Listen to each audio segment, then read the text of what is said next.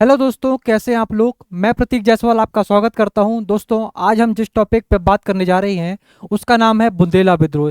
बुंदेला विद्रोह Madhya Pradesh MPPSC exam की दृष्टि से बहुत ही महत्वपूर्ण है। देखिए, ये महत्वपूर्ण क्यों है इसके बारे में हम जानते हैं। देखिए, सबसे पहले आपको बता दूं कि जो बुंदेला विद्रोह है ना, एमपीपीएससी 2013 साथ ही साथ 2020 में ये 3 मार्कर के लिए पूछा जा चुका है। ठीक है, 3 मार्कर के लिए पूछा जा चुका है। इसके बाद देखिए, ये लॉन्ग क्वेश्चन पूछा गया था एमपीपीएससी 2016 में 5 मार्कर के लिए। तो आप लोग को बताना था कि एमपीपीएससी, ठीक है, बुंदेला विद्रोह का संक्षिप्त विवरण देना था आप लोग को, और ये क्वेश्चन पूछा गया था 5 मार्कर के लिए। तो दोस्तों, आप लोग समझ सकते हैं कि ये टॉपिक एग्जाम की दृष्टि से कितना महत्वपूर्ण होगा। देखिए, सबसे पहले कोई भी विद्रोह को जानने के लिए हमें एक आयाम बनाना चाहिए कि किस किस टॉपिक पे हम बात करेंगे और कौन कौन सा क्षेत्र होगा। ठीक है, देखिए, इस विद्रोह के भी कुछ आयाम है जिसके बारे में हम जानेंगे। देखिए, सबसे पहले हम बात करेंगे इसकी पृष्ठभूमि के बारे में कि बुंदेला विद्रोह कहाँ पे होता है, इसकी क्या क्या पृष्ठभूमि के कारण बने। ठीक है, फिर कोई भी विद्रोह जब होता है तो उसके कुछ कुछ कारण होते हैं, तो हम कारण के बारे में जानेंगे। फिर इसकी प्रेरणा क्या थी, इस विद्रोह को प्रेरणा कहाँ से मिली, इसके बारे में जानेंगे। ठीक है, फिर देखिए, प्रमुख विद्रोहियों के नाम हम जानेंगे कि कहाँ से किसने भाग लिया। ठीक है, इसके बाद हर विद्रोह में ना कोई विश्वासघात होता है जिसके कारण वो असफलता का कारण बन जाता है विद्रोह। ठीक है, तो विश्वासघाती विद्रोही के बारे में जानेंगे और अंततः परिणाम और असफलता के कारण जान के हम इस विद्रोह को समाप्त करेंगे। ठीक है, तो दोस्तों, सबसे पहले मैं एक बात बता देना चाहता हूँ कि जो ये बुंदेला विद्रोह था ना, बुंदेला विद्रोह को 1857 की क्रांति का पूर्वगामी कहा गया है। चलिए, क्यों कहा गया है इसके बारे में हम जानते हैं। तो दोस्तों, 1857 की क्रांति जो मध्य प्रदेश में होती है, वो मतलब उसमें जो सहायक तत्व था ना, वो बन के आया था बुंदेला विद्रोह। यदि बुंदेला विद्रोह 1842 में ना होता ना, तो शायद कहीं कहा जा सकता है कि 1857 की क्रांति भी मध्य प्रदेश में घटित ना हुई होती। इसलिए बुंदेला विद्रोह 1842 को मध्य प्रदेश में 1857 की क्रांति का पूर्वगामी कहा जाता है। ठीक है, इसके बाद हम दोस्तों जानेंगे कि देखिए, ये जो बुंदेला विद्रोह 1842 होता है, ये मध्य प्रदेश की धरती पे सागर नर्मदा टेरिटरी पे होता है। तो दोस्तों, अब हम जानते हैं कि सागर नर्मदा टेरिटरी क्या है और इसका गठन कैसे होता है, साथ ही साथ इस क्षेत्र में ऐसे कौन से कारण थे जिन्होंने विद्रोह का स्वरूप ग्रहण कर लिया था। तो दोस्तों, सबसे पहले मैं आप लोग को सागर नर्मदा टेरिटरी बता देता हूँ। ठीक है,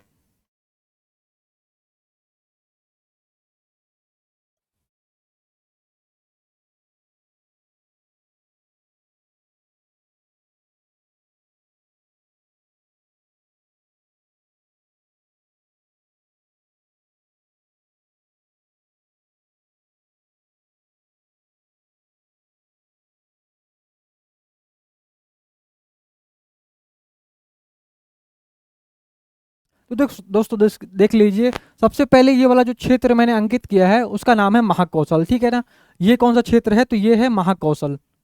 सबसे पहले आप लोग छोटी सी जानकारी देख लीजिए कि इस क्षेत्र का नाम क्या है। तो ये इस क्षेत्र का नाम है महाकौशल। दोस्तों, सबसे पहले आप लोग को याद आ रहा होगा कि जो महाकौशल में ना त्रिपुरी वंश की शाखा रह रही थी। कौन सी त्रिपुरी वंश की शाखा रह रही थी। ठीक है, देखो यहाँ पे क्या था, तो यहाँ पे ना कलचुरी वंश था और कलचुरी वंश की त्रिपुरी शाखा यहाँ पे शासन कर रही थी। तो सबसे पहले महाकौशल क्षेत्र पे कलचुरी वंश आता है और कलचुरी वंश की त्रिपुरी शाखा शासन करती है। कलचुरी वंश के बाद जैसे जैसे इसका पतन होता है, इसके बाद ये क्षेत्र पे शासन कौन करता है, तो ये क्षेत्र पे शासन करता है गोंड। ठीक है ना, तो पहले कौन आता है, तो पहले आता है कलचुरी। ठीक है, फिर इसके बाद गोंड आता है। ठीक है, देखिए देखिए, जब गोंडों को समय आता है ना, तो देखिए यहाँ पे एक शासिका होती है जिसका नाम बहुत ही उल्लेखित है। उन शासिका का नाम है रानी दुर्गावती। और जब रानी दुर्गावती क्षेत्र पर शासन करती हैं, उसी समय भारत में इस वाले क्षेत्र पे, दिल्ली वाले क्षेत्र पे शासन करते हैं मुगल। और मुगल में से ठीक है, मुगल में से कौन रहता है, तो अकबर। ठीक है, यहाँ पे कौन रहता है, तो अकबर। अकबर रानी दुर्गावती से युद्ध करके महाकौशल क्षेत्र पे शासन करने लगता है और ये क्षेत्र मुगलों के हाथ में आ जाता है। ठीक है, तो देखिए, सबसे पहले किसने शासन किया, कलचुरी वंश ने, फिर उसके बाद गोंडों ने, और गोंडों के बाद ये शासन करता है यहाँ पे कौन, तो ये करते हैं मुगल। ठीक है, शासन कौन करता है, मुगल। मुगल के बाद देखिए दोस्तों, मुगल के बाद ये क्षेत्र आ जाता है मराठों के पास। ठीक है ना, तो ये क्षेत्र आ जाता है मराठों के पास। ठीक है, ये क्षेत्र आ जाता है मराठों के पास। ठीक है। मुगल के बाद मराठा पे आता है, आ जाता है। और इसके बाद देखिए मराठों में भी किस में, तो देखिए बाजीराव द्वितीय का नाम आपने लोगों ने सुना होगा। तो इस क्षेत्र पर शासन कौन करता है? बाजीराव द्वितीय। ठीक है, ठीक है, इस क्षेत्र पर शासन कौन करता है? तो बाजीराव द्वितीय शासन करता है। ठीक है, जब बाजीराव द्वितीय के बाद इस क्षेत्र पर शासन कौन करने लगता है? इस क्षेत्र पर शासन करता है भोसले शासक। ठीक है ना, इस क्षेत्र पे कौन शासन करता है? तो भोसले शासक इस क्षेत्र पे शासन करने लगते हैं। और उस क्षेत्र, इस क्षेत्र में भी जो महत्वपूर्ण भोसले शासक था वो था अप्पाजी भोसले, जिसका नाम बहुत ही महत्वपूर्ण है। ठीक है, इस विद्रोह का महत्वपूर्ण,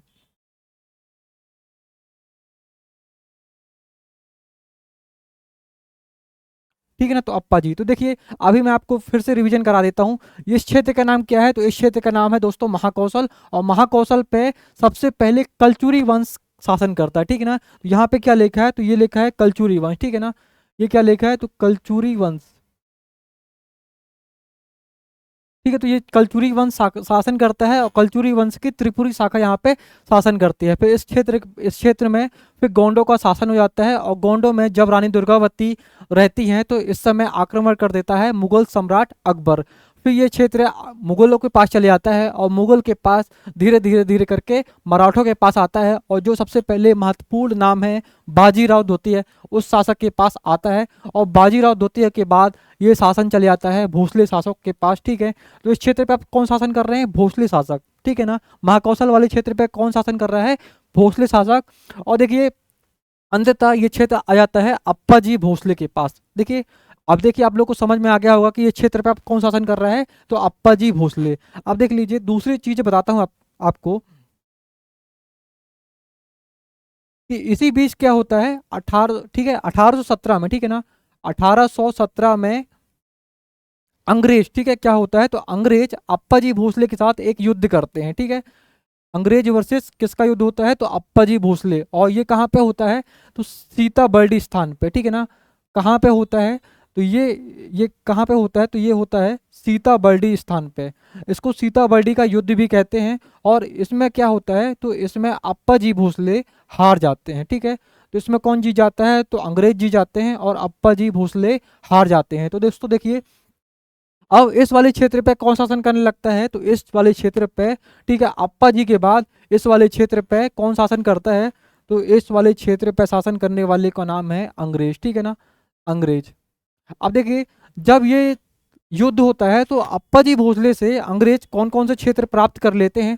तो मैं उन क्षेत्रों के नाम लिख देता हूँ। तो देखिए इसमें अंग्रेजों ने कौन कौन सा क्षेत्र प्राप्त कर लेता है? तो देखिए सागर वाला क्षेत्र, सागर, ठीक है, फिर दमोह, सागर हो गया, दमोह हो गया, जबलपुर क्षेत्र पे कब्जा कर लेते हैं अंग्रेज। ठीक है, सागर हो गया, जबलपुर हो गया, कटनी भी इस क्षेत्र के अंतर्गत आता था। ठीक है ना, कटनी। फिर नरसिंहपुर।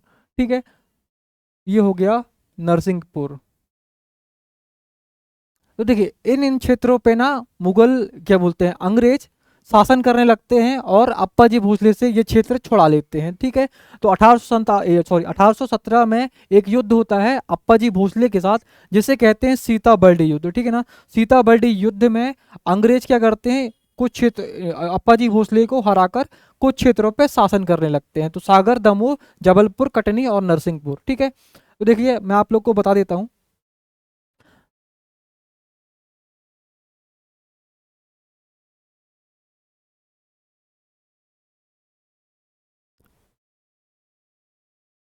तो देखिए सीताबर्डी युद्ध में अंग्रेजों के पास कौन सा क्षेत्र आ गया? तो सागर, ठीक है, दमोह, जबलपुर, ठीक है, कटनी हो गया, नरसिंहपुर हो गया। ठीक है, नरसिंहपुर हो गया। ये मध्य प्रदेश के जिले थे। ठीक है, इसके साथ ही साथ ये क्षेत्र तो अप्पा जी भोसले से प्राप्त किया था, लेकिन ऐसे कुछ क्षेत्र थे जिन्होंने अंग्रेजों पे पहले से ही कब्जा कर लिया था। वो कौन से क्षेत्र थे? तो देखिए मंडला हो गया, ठीक है, सिवनी हो गया, बैतूल का नाम आप लोगों ने सुना होगा, ठीक है, इसके बाद छिंदवाड़ा हो गया। ठीक है, तो आप लोग को समझ में आ रहा होगा ना कि ये क्षेत्र प्राप्त कर लिया अप्पाजी भोसले से, और ये इस क्षेत्र पे पहले से ही अंग्रेज शासन कर रहे थे। और इस क्षेत्र को क्या कह दिया गया, तो दोस्तों इसी क्षेत्र को कहा गया है, ठीक है ना, इस क्षेत्र का नाम क्या कहा गया है, तो सागर नर्मदा टेरिटरी, सागर नर्मदा टेरिटरी।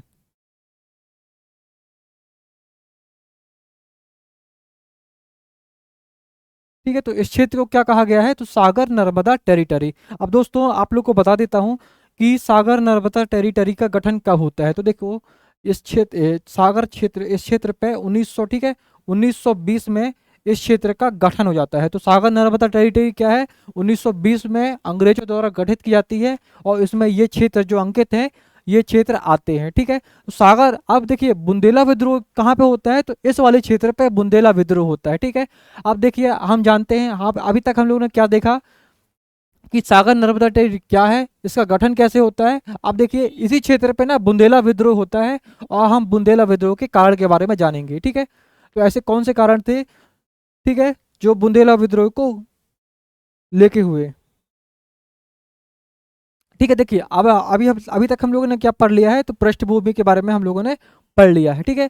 पृष्ठभूमि की बुंदे क्या बोलते हैं, सागर नर्मदा टेरिटरी क्या है और इसका गठन कैसे हुआ, ठीक है।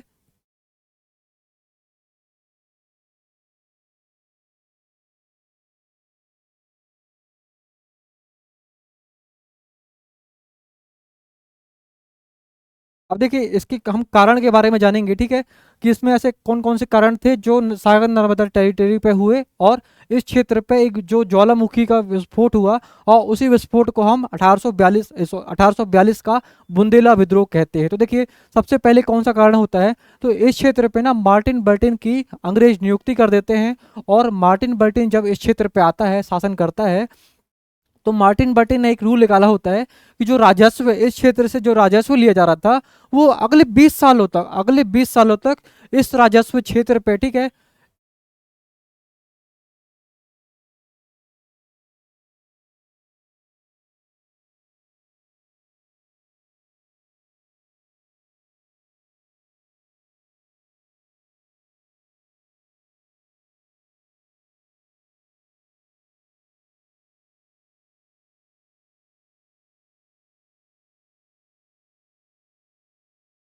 ठीक है, देखिए सबसे पहले हम कारण जानेंगे कि इस क्षेत्र पे ना मार्टिन बेल्ट की नियुक्ति होती है, ठीक है।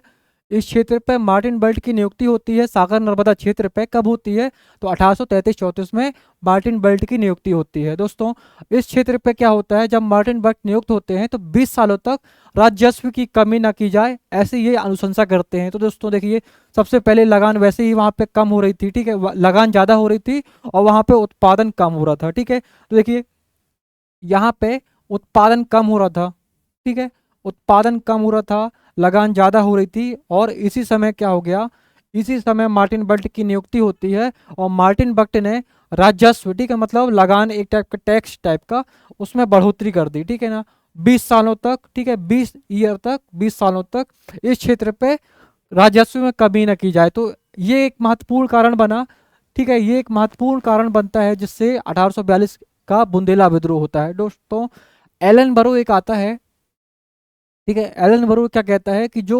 1842 का जो बुंदेला विद्रोह होता है, उसका सबसे महत्वपूर्ण कारण क्या है, तो उसका महत्वपूर्ण कारण है यहाँ की प्रशासनिक नीति, कठोर प्रशासनिक नीति। और कठोर प्रशासनिक नीति के तौर पे हम कह सकते हैं यहाँ पे लगान बहुत ज़्यादा थी, टैक्स बहुत ज़्यादा लिया जा रहा था, और जबकि उत्पादन बहुत ही कम हो रहा था। तो दोस्तों आप लोग को ये पहला पॉइंट और दूसरा पॉइंट समझ में आ गया होगा। इसके बाद देखिए, इसके बाद देखिए ये जो क्षेत्र थे ना, तो यहाँ पे कौन कौन से शासक थे, तो आप लोग को शासक को और बता देता हूँ। तो यहाँ पे कौन कौन सी जातियां रह रही थी, तो ठीक है, आप लोगों ने देखा होगा गौंड जाति, जो कि मंडला छिंदवाड़ा बैतूल इस क्षेत्र पे शासन करती है। तो गौंड हो गया, कुर्मी हो गया, लोधी हो गया, ठीक है, और बुंदेला हो गए।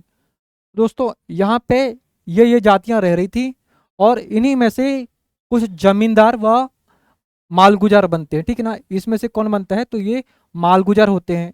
कुछ लोग इनमें से क्या होते हैं, तो मालगुजार होते हैं और जमींदार होते हैं। तो दोस्तों जब देखिए इस वाले क्षेत्र पे क्या होता है, जब तक अंग्रेज इस वाले क्षेत्र पे शासन नहीं करते हैं ना, तो दोस्तों ये जो जमींदार थे और जो मालगुजार इस क्षेत्र पे शासन कर रहे थे, दोस्तों यहाँ पे इनकी वाहवाही होती है कि देखो इन लोग मस्त आराम से खेलते कूदते थे और यहाँ पे टैक्स वसूलते थे, इनको कोई दिक्कत नहीं हो रही थी, ये बिल्कुल आराम से अपना दाना पानी कर रहे थे लोग। देखिए देखिए इसके बाद जब अंग्रेज शासन करते हैं तो मालगुजार और जमींदारों की ना, मतलब इनके साथ बहुत ही अन्याय होता है। जैसे यहाँ पे इनको अधिकार, ठीक है, इनके अधिकार जो हो रहे थे, इनके अधिकार कम कर दिए जाते हैं, ठीक है, इन पे लगान ज़्यादा दी जाती है, और साथ ही साथ इनकी जो बेइज्जती करते थे ना, वो अलग अपमान कर देते थे इनका, ठीक है। तो ये कुछ कारण थे, ठीक है। देखिए क्या क्या हुआ मालगुजारों और जमींदारों के साथ, तो इनके खिलाफ कठोर कार्रवाई की गई, ठीक है ना। इनके साथ क्या करते थे, तो कठोर कार्रवाई होती रही, ठीक है। मालगुजार और जमींदारों के अधिकारों में कमी होने लगी। इसके साथ ही साथ देखिए मालगुजारों और जमींदारों का अपमान होने लगा। देखिए अपमान के बारे में आपको थोड़ी देर के बाद बताऊंगा कि कैसा कैसा अपमान इन लोगों ने किया, ठीक है, मालगुजारों और जमींदारों के साथ। इसके बाद देखिए 1836 में क्या होता है कि जो सागर नर्मदा टेरिटरी था ना, ये वो वाला क्षेत्र है, उसको सिविल कोर्ट में शामिल कर दिया जाता है। ये भी एक महत्वपूर्ण कारण था। जो 1842 की क्रांति होती है, जिसको हम कहते हैं बुंदेला विद्रोह। इसके बाद देखिए पुलिस की अनुमति के बिना जो जमींदार होते थे और मालगुजार होते थे, उन लोग अब उनको अगर बंदूक वगैरह रखना है तो उनको पहले परमिशन लेनी होगी पुलिस की, फिर उसके बाद वो बंदूक वगैरह रख सकते हैं, मतलब शस्त्र वगैरह, ठीक है। फिर देखिए शासकों का अपमान, ये जो कि महत्वपूर्ण कारण बनता है शासकों में, और इसमें देखिए मैं आपको बता देता हूँ।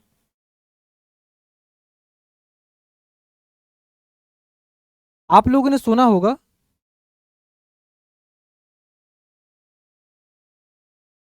देखिए यहाँ पे दो शासक थे, एक थे नरहुट के शासक, ठीक है ना। नरहुट के शासक थे कौन थे, तो विजय बहादुर, ठीक है। नरहुट के शासक कौन थे, विजय बहादुर, और इनके दो पुत्र थे, ठीक है, विजय बहादुर, ठीक है। इनके दो पुत्र थे, इन दोनों पुत्रों का नाम क्या है, तो इनके दो पुत्र का नाम है मधुकर साय और गणेश जू। मधुकर साय और गणेश जू, ठीक है ना। तो देखिए नरहुट एक क्षेत्र है और नरहुट के शासक थे विजय बहादुर, इनके दो पुत्र थे मधुकर साय और गणेश जू। अब दोस्तों यहाँ पे क्या होता है, तो इनके शासन पे ना एक बेड़नी, ठीक है ना, ये कौन सा क्षेत्र है, तो ये है बुंदेलखंड क्षेत्र, ठीक है ना। ये कौन सा क्षेत्र है, तो बुंदेलखंड क्षेत्र। आप लोग को पता होगा कि बुंदेलखंड क्षेत्र में राई नृत्य होता है, ठीक है, राई नृत्य होता है, ठीक है। बुंदेलखंड क्षेत्र पे राई नृत्य होता है, और राई नृत्य की क्या विशेषता है, देखिए राई नृत्य मध्य प्रदेश का राजकीय लोक नृत्य है, ठीक है ना, राजकीय लोक नृत्य है, ठीक है। इस राई नृत्य पे क्या होता है, बीच में एक लड़की होती है जो डांस करती है, और उसी को हम लोग कहते हैं बेड़नी। तो बेड़नी गायक मतलब जो नर्तिका होती है, उस बेड़नी नर्तिका को अंग्रेज इनके शासन से उठा लेते हैं। दोस्तों कितनी बड़ी बेइज्जती की बात है कि इतना बड़ा शासक और उसके शासन पे एक बेड़नी जो कि नाच कर रही है, डांस कर रही है, उस बेड़नी को जिसका नाम झुकनिया था, उसको उठा लिया गया, ठीक है। तो ये बेइज्जती हो गई किसके, नरहुट के शासक विजय बहादुर की एक बेइज्जती हो गई, ठीक है। अब दूसरा आपको बताता हूं मैं, यहाँ पे चंद्रपुर, ठीक है ना, चंद्रपुर,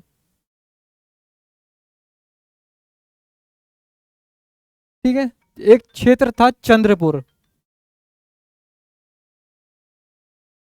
ठीक है। चंद्रपुर के शासक कौन थे, तो जवाहर सिंह बुंदेला, ठीक है ना, जवाहर सिंह बुंदेला। और दोस्तों चंद्रपुर के शासक पे क्या आरोप लगा दिया जाता है, तो चंद्रपुर के शासक पे आरोप लगा दिया जाता है कि ये जानवर की चोरी करते हैं। अब दोस्तों देखिए कितनी बड़ी दुख की बात है कि ये इन पे इतना बड़ा इल्जाम लगा दिया जाता है।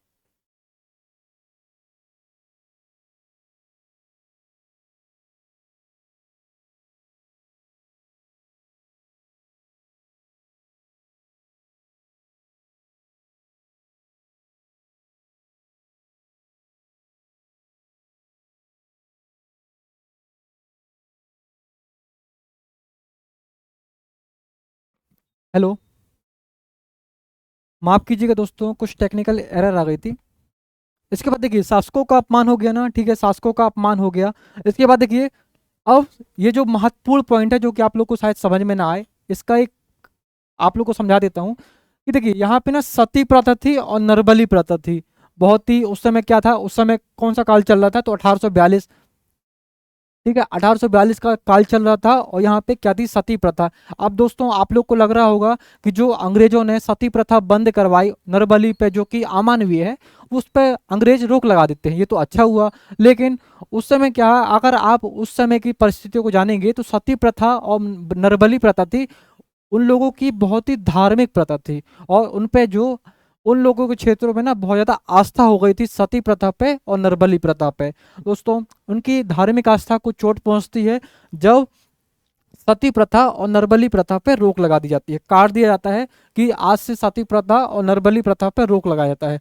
तो ये महत्वपूर्ण धार्मिक कारण बनता है, इसको आप धार्मिक कारण के अंतर्गत लिख सकते हैं। ठीक है, तो ये थे महत्वपूर्ण कारण जो कि 1842 के बुंदेला विद्रोह के महत्वपूर्ण कारण थे। ठीक है, एलन बरो ने क्या कहा है, तो एलन बरो ने कहा था कि कठोर प्रशासनिक नीति के कारण 1842 का बुंदेला विद्रोह होता है। ठीक है, तो आप लोग समझ गए होंगे क्या, अभी तक हम लोगों ने क्या देखा कि सागर नर्मदा टेरिटरी क्या है, इसका गठन कैसे होता है, और साथ ही साथ इसमें ऐसे कौन से कारण थे जो यहाँ पे क्रांति के कारण बने। ठीक है,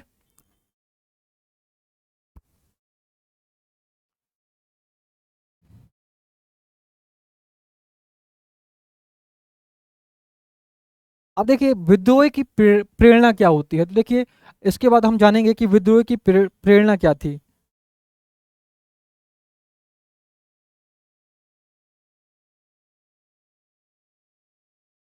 देखिए सबसे पहले हम लोग जानेंगे कि काशी, ठीक,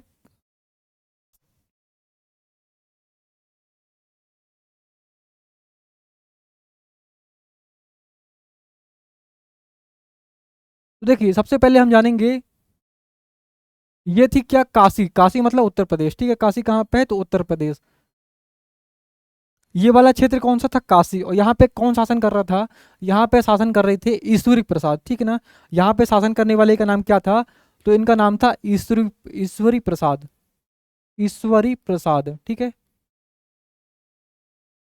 ठीक है, तो क्या होता है, काशी के शासक ईश्वरी प्रसाद ने अपने क्षेत्र पे बुढ़वा मंगल आयोजन कराते हैं। ठीक है, एक फेस्टिवल का नाम है जिसका नाम क्या है, बुढ़वा मंगल आयोजन। ठीक है, बुढ़वा मंगल आयोजन, मंगल आयोजन। ठीक है, इस क्षेत्र का नाम क्या है, तो बुढ़वा मंगल आयोजन। अब आप लोग के मन में आ रहा होगा कि बुढ़वा मंगल आयोजन क्या है, ये कौन सी बला है, तो दोस्तों आप लोग को बता देता हूँ, ये फेस्टिवल जो है हनुमान जी से संबंधित है।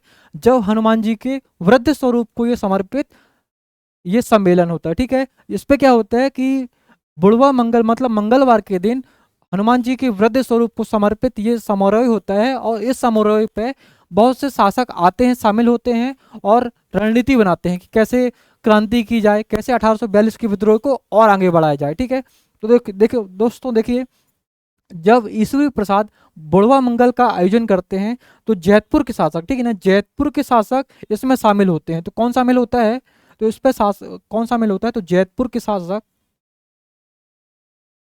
ठीक है, जैतपुर शासक कौन थे, तो ये थे राजा परीक्षित। ठीक है, राजा परीक्षित। ठीक है, तो आप लोग को ये बताया कि काशी के शासक ईश्वरी प्रसाद थे, और ईश्वरी प्रसाद ने अपने क्षेत्र पे बुढ़वा मंगल का आयोजन किया, और इस आयोजन पे जैतपुर शासक राजा परीक्षित ने भाग लिया। दोस्तों जब ये भाग लेते हैं तो ये बहुत ही प्रभावित होते हैं काशी के राजा ईश्वरी प्रसाद से, और ये क्या होता है, ये भाग कर जाते हैं कहाँ पे, ठीक है ना, बुंदेलखंड वाले क्षेत्र पे, अपने क्षेत्र पे, और चरखारी, वहां पे एक रियासत का नाम था चरखारी। ठीक है ना, चरखारी रियासत का नाम था, और चरखारी रियासत के शासक थे रतन सिंह। ठीक है, चरखारी रियासत के शासक कौन थे, तो रतन सिंह। तो ये चरखारी रियासत के रतन सिंह के पास जाते हैं और कहते हैं कि आप अपने राज्य में बुढ़वा मंगल का आयोजन कराएं। तो देखिए बुढ़वा मंगल कहाँ पे होता है, तो ये होता है, ठीक है, आयोजन कौन कराता है, ठीक है, ठीक है, आयोजन करता कौन है इसका, बुढ़वा मंगल का, तो ये है चरखारी रियासत के रतन सिंह। ठीक है ना, चरखारी रियासत के रतन सिंह। आप लोग को यहाँ पे बहुत ही कंफ्यूजन होगी, आराम से देखिएगा, आप लोग को धीरे धीरे समझाऊंगा मैं। ये देखिए चरखारी रियासत, ठीक है ना, चरखारी एक रियासत होती है, ठीक है, चरखारी रियासत के रतन सिंह।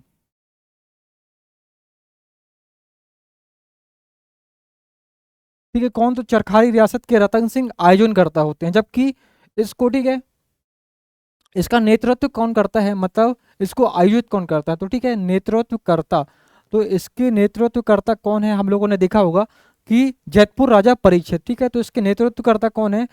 तो जैतपुर राजा परीक्षित, जैतपुर राजा परीक्षित, जैतपुर राजा परीक्षित।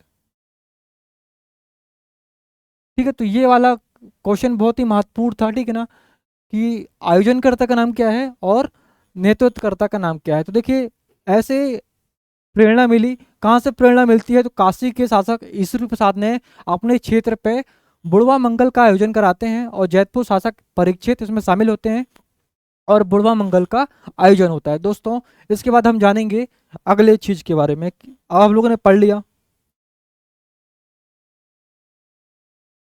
ठीक है। देखिए, हम लोगों ने कारण तो पढ़ लिया, विद्रोह की साथ में प्रेरणा देख लेते हैं। तो 1835 में क्या होता है?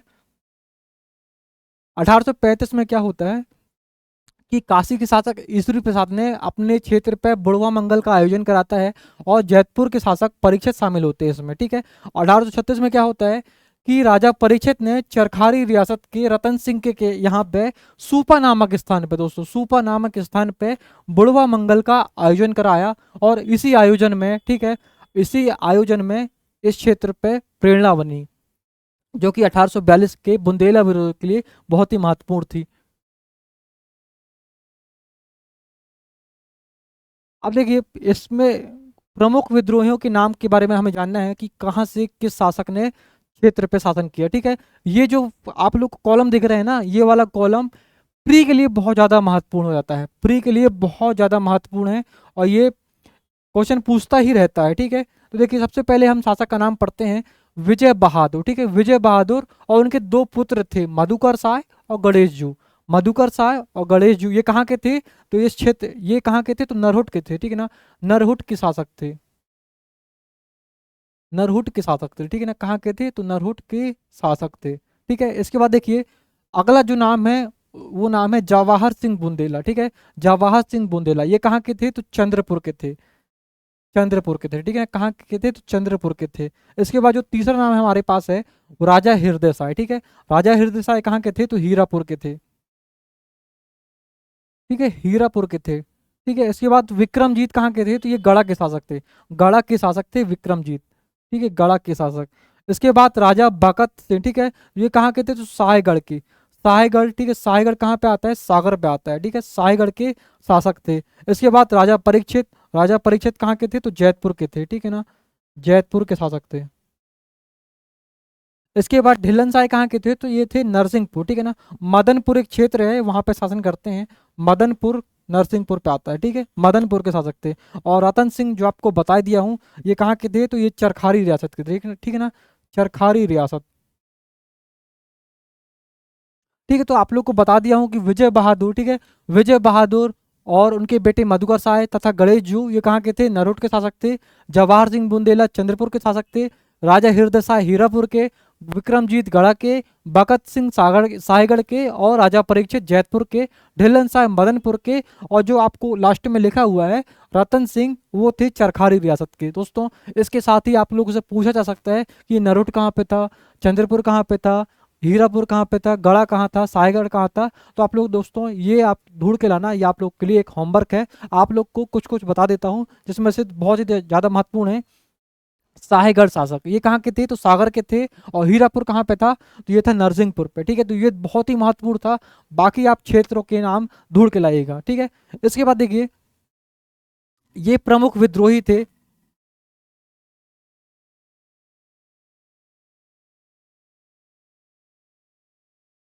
ठीक है। इसके बाद देखिए विश्वासघाती विद्रोही, ठीक है। अब दोस्तों ये होता है कि देखिए क्या होता है, यहाँ पे एक शासक थे मर्दन सिंह, ठीक है ना, मर्दन सिंह कहाँ के थे? तो ये चंदेरी के शासक थे, ठीक है ना, मध्य प्रदेश में चंदेरी के शासक थे, ठीक है। कहाँ पे थे? तो चंदेरी के शासक थे, ये कहाँ पे? ठीक है, चंदेरी के शासक थे, ठीक है, तो मदनपुर। और इनको क्या, इनको एक लालच थी कि चंदेरी का किला मिल जाए, ठीक है। इनको क्या लालच थी कि इनको चंदेरी के किले की बहुत ज़्यादा ललायत थी, तो ये चंदेरी के किले के लिए बहुत ही ज़्यादा उत्सुक हुए करते थे, ठीक है, चंदेरी के किला। ठीक है। तो ये देखिए बानपुर के राजा मर्दन सिंह को चंदेरी का किला बहुत ही पसंद देता था, ठीक है। और इसके बाद देखिए जो साहीगढ़ के शासक थे ना राजा अर्जुन सिंह, इनके एक पुत्र थे राजा बकत वली, ठीक है। ठीक है, राजा बकत वली इनको राहतगढ़, ठीक है ना, राहतगढ़ जो सागर में आता है, राहतगढ़ का किला बहुत पसंद था, जो कि सिंधियों ने छुड़ा लिया था। ठीक है, तो दोस्तों ये क्या होता है कि देखिए मर्दन सिंह को चंदेरी का किला पसंद था, जबकि भगत सिंह को राहतगढ़ का किला पसंद था। तो दोस्तों क्या होता है कि ये जाके अंग्रेजों से मदद मांगते हैं कि यदि आप हमें ये किला दिलवा देते हैं तो आपकी हम सहायता करेंगे 1842 के विद्रोह में, ठीक है। इसके बाद देखिए हीरापुर का एक दीवान था जिसका नाम था लाल बख्शी, ठीक है। तो लाल बख्शी, अब देखो दोस्तों क्या होता है कि मर्दन सिंह चंदेरी के साथ चंदेरी किले के लिए और बखत वली राहतगढ़ किले के लिए लालच में आके हम लोगों से विश्वासघात करते हैं, ठीक है। इस क्रांति से विश्वासघात करते हैं, ठीक है। अब दोस्तों जब ये क्रांति समाप्त होती है ना तो आप लोग देखिएगा कैसे इनका वो होता है। जब ये शासक जाते हैं 1842 के बुंदेला विद्रोह के बाद, तो देखिए अंग्रेजों के पास जाते हैं और कहते हैं कि दीजिए हमारा चंदेरी का किला और राहतगढ़ का किला। तो अंग्रेज बोलते हैं कौन सा किला, देखिए कौन सा किला, ऐसे बोलते हैं तो इनको ना चंदेरी का किला मिलता है और ना ही राहतगढ़ का किला मिलता है, ठीक है। तो ये आके ना बहुत ज़्यादा क्रोधित हो जाते हैं और आखिरी में आप लोगों ने सुना होगा कि ये रानी लक्ष्मीबाई के साथ, ठीक है ना, रानी लक्ष्मीबाई के साथ मिलके त्रिकोण बनाते हैं, ठीक है ना। तो ये ठीक है 1800 त्रिकोण बनाते हैं। तो देखिए 1857 की क्रांति में राजा मदन सिंह, ठीक है, और भगत वली साथ ही साथ राजा रानी लक्ष्मीबाई एक त्रिकोण का निर्माण करते हैं और 1857 की क्रांति में भाग लेते हैं, ठीक है। सबसे पहले ये विद्रोह करते हैं, सॉरी विश्वासघात करते हैं, उसके बाद हम लोग के साथ, ठीक है ना, त्रिकोण बना के ये 1857 की क्रांति का नेतृत्व करते हैं। तो देखिए हीरापुर के दीवान लाल बख्शी, बाणपुर के मर्दन सिंह और साहीगढ़ शासक भगत वली।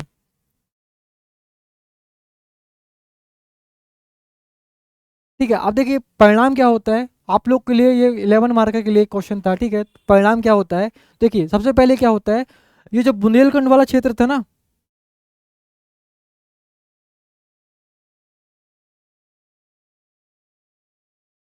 आप लोग ये क्षेत्र बता दिया था, यहाँ पे क्या होता था कठपुतली के रूप में, ठीक है ना, कठपुतली के रूप में अंग्रेज किसको बैठा लेते थे, एक पॉलिटिकल एजेंट को, ठीक है ना, एक पॉलिटिकल एजेंट को बैठा देते थे और उसका नाम था क्या, श्री फ्रेजर, ठीक है ना, सी फ्रेजर, ठीक है। तो यहाँ का पॉलिटिकल एजेंट का नाम क्या था, सी फ्रेजर। अब दोस्तों देखिए जब ये क्रांति होती है ना तो उसके पहले सी फ्रेजर था और श्री फ्रेजर के बाद जब ये क्रांति हो जाती है, समाप्त हो जाती है, तो उसमें बदलाव क्या आता है, श्री फ्रेजर के स्थान पे कौन आता है, तो सी फ्रेजर के स्थान पे कर्नल स्लीमैन, आप लोगों ने नाम सुना होगा, स्लीमैन आता है, ठीक है ना, स्लीमैन आता है, कर्नल स्लीमैन आता है। आप लोगों ने सुना होगा कि जो सिलिमनाबाद है, कटनी जिले में एक सिलिमनाबाद क्षेत्र है, यहाँ पे ठगी प्रथा होती थी, तो ठगी प्रथा को जो अंत करवाया वो कर्नल स्लीमैन ने कराया, इसलिए उस क्षेत्र का नाम सिलिमनाबाद कर दिया गया, ठीक है। तो इसका नाम सिलिमनाबाद कर दिया गया। देखिए यहाँ पे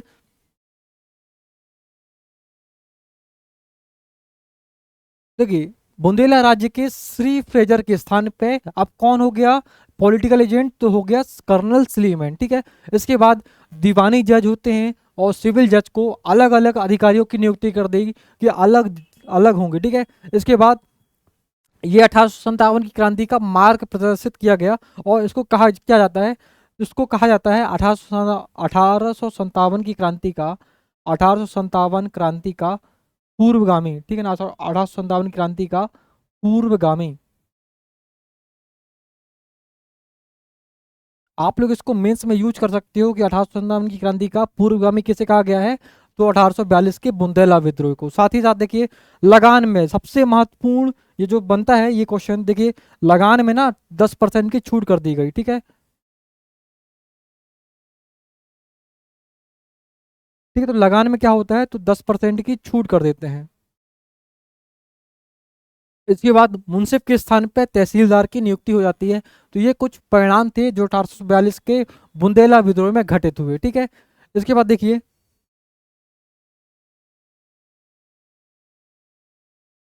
इसके बाद देखिए लास्ट जो हम पढ़ेंगे असफलता। ये विद्रोह ना असफल हो गया था, और असफल होने के लिए बहुत से कारण थे, जिसमें से देखिए हीरापुर का दीवान लाल बख्शी का विश्वासघात, ठीक है, बर्दन सिंह का विश्वासघात, और सायगढ़ के शासक भगत वली का विश्वासघात। इन क्षेत्र इनके विश्वासघात के कारण और इस कुछ अन्य कारणों के कारण ये क्रांति असफल हो जाती है। देखिए अन्य कारण क्या थे कि जो बुंदेला सरदार थे ना, ठीक है, जो बुंदेला सरदार थे ना, वो स्वतंत्र और एकाकी कार्य कर रहे थे, मतलब अपने में मग्न थे, ठीक है, सामूहिक रूप से कार्य नहीं कर रहे थे, बिल्कुल स्वतंत्रता पूर्वक कार्य कर रहे थे, ठीक है। जबकि एक कम्युनिटी को, ठीक है ना, सहयोग के साथ कार्य करना चाहिए, ठीक है ना, सहयोग के साथ कार्य करना चाहिए, तो ये ऐसा कोई भावना नहीं थी। इसके बाद क्रांति थी, लेकिन इसका कोई निश्चित उद्देश्य नहीं था, इसका कोई निश्चित उद्देश्य नहीं था। साथी शासकों का विश्वासघात, देखिए आप लोग को बता दिया हूँ कि 3 शासकों ने विश्वासघात किया। इसमें कोई सर्वमान्य नेता नहीं था, ठीक है ना, इसका एक महत्वपूर्ण कारण क्या था कि सर्वमान्य नेता नहीं था, ना ही इसकी कोई निश्चित योजना थी, और कुशल और प्रशिक्षित थे ना। जहाँ पे अंग्रेज बिल्कुल आधुनिक हथियारों से लैस थे, वहाँ पे हमारी सेना बहुत ही कमजोर थी, और कुशल थी ना प्रशिक्षित थे, ठीक है। इसके बाद देखिए संघर्ष का स्थान था ना, वो अलग अलग था। साथ ही साथ व्यापक जन समर्थन, मतलब जो वहाँ की जो जनसाधारण जनता थी ना, उस इस क्रांति को ऐसे ही समझ रही थी ना, उसको कोई भी प्रकार का समर्थन नहीं दिया, ठीक है ना, कोई भी प्रकार का समर्थन नहीं दिया। आप लोग को बता दिया हूँ ये वाला फैक्ट कि जो अंग्रेजी सेना थी ना, वो बहुत ज्यादा आधुनिक हथियारों से लैस थी। लैस मतलब सुसज्जित थी, ठीक है। तो ये था हमारा 1842 का बुंदेला विद्रोह। दोस्तों एक बार हम रिवीजन कर लेते हैं कि 1800 आपको क्या क्या बताया हूं मैं। देखिए सबसे पहले पृष्ठभूमि हम लोग जाने कि सबसे पहले महाकौशल क्षेत्र पे कलचुरी वंश की त्रिपुरी शाखा शासन करती है। इसके बाद ये क्षेत्र आ जाता है गोंडों के पास, फिर आता है मुगलों के पास, फिर आता है मराठों के पास, फिर बाजीराव द्वितीय के पास। इसके बाद जो भोसले शासक अप्पा जी भोसले से अंग्रेज सीताबर्डी का युद्ध करते हैं, ठीक है ना, सीताबर्डी का युद्ध करते हैं अंग्रेज, और सागर दमोह जबलपुर कटनी वाले क्षेत्र पे शासन करने लगते हैं, ठीक है। इसके बाद देखिए ये था सागर नर्मदा क्षेत्र, जहाँ पे क्या होता है तो बुंदेला विद्रोह होता है, और इन कुछ क्षेत्रों को मिला के ये सागर नर्मदा टेरिटरी का गठन हो जाता है 1920 में, ठीक है। इसके बाद देखिए यहाँ पे कुछ जातियां रह रही थी जो बुंदेला विद्रोह में भाग लेती हैं, वो थी गोंड, कुर्मी, लोधी और बुंदेला। यहाँ पे इन्हीं जातियों में से मालगुजार व जमींदार निकलते हैं, जिनके साथ अंग्रेज अन्याय करते हैं, उनके अधिकारों में कमी कर देते हैं, उनके साथ अपमान कर देते हैं, ठीक है। उनको मतलब कोई भी राहुलियत नहीं बसते, ठीक है। यहाँ पे जो पॉलिटिकल एजेंट का नाम था, जो कि अंग्रेजों की शासन व्यवस्था संभाल रहा था, उसका नाम था सी फ्रेजर। और अंततः जब ये क्रांति समाप्त हो जाती है, तो सी फ्रेजर के स्थान पे कर्नल स्लीमैन को शासक यहाँ पे नियुक्त कर दिया जाता है। इसके बाद देखिए इस बुंदेला विद्रोह की प्रेरणा क्या बनती है, तो काशी के शासक ईश्वरी प्रसाद ने अपने क्षेत्र में बुढ़वा मंगल का आयोजन कराते हैं, और जैतपुर शासक राजा परीक्षित यहाँ पे भाग लेते हैं, ठीक है। इसके बाद ये राजा परीक्षित अपने क्षेत्र बुंदेलखंड में, मतलब यहाँ वाले क्षेत्र पे, ठीक है ना, यहाँ वाले क्षेत्र पे जाके दौड़ के जाते हैं, और चरखारी रियासत के रतन सिंह के यहाँ पे, ठीक है ना, चरखारी रियासत के रतन सिंह के यहाँ पे बोलते हैं कि आप बुढ़वा मंगल जैसे आयोजन कराइए, ठीक है। फिर आयोजनकर्ता का नाम क्या है, तो चरखारी रियासत के रतन सिंह, और नेतृत्व करता है राजा परीक्षित, ठीक है ना, जैतपुर राजा परीक्षित। आप लोग इसको ऐसे समझ सकते हो कि देखिए ये मान लो आपका घर है, आप लोग जैसे मैं आपके घर में गया ना, ठीक है, मैं आपके ये क्या है तो ये आपका घर है, ठीक है ना, ये क्या है तो आपका घर है। जैसे ठीक है मैं आपके घर गया और आपके घर में भाषण देने लगा, देखिए भाषण कौन दे रहा है, मैं, ठीक है ना, मैं, ठीक है ना, मैं। लेकिन आपका घर किसका है तो घर आपका है, ठीक है ना, घर किसका है तो घर आपका है, ठीक है। तो यही हुआ कि घर किसका था तो घर था चरखारी रियासत रतन सिंह का, मतलब आयोजनकर्ता कौन थे, चरखारी रियासत के, ठीक है ना, आप थे। और जैतपुर शासक, ठीक है, जैतपुर शासक कौन थे तो यहाँ पे भाषण कौन दे रहे थे तो ये थे जैतपुर राजा परीक्षित, ठीक है।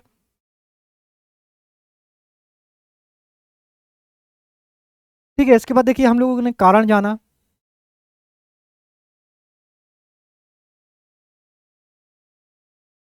ये कुछ कारण थे। इसके बाद विद्रोह की प्रेरणा जानी, फिर प्रमुख विद्रोहियों के नाम, ये प्री के लिए बहुत ही ज़्यादा महत्वपूर्ण है, आप लोग इसको देख लीजिएगा। फिर इसके बाद विश्वासघाती विद्रोही, फिर इसके बाद परिणाम, और ये थे कुछ असफलता के कारण। दोस्तों आप लोग को ये वीडियो पसंद आई होगी तो लाइक करेगा, कमेंट करेगा, ठीक है।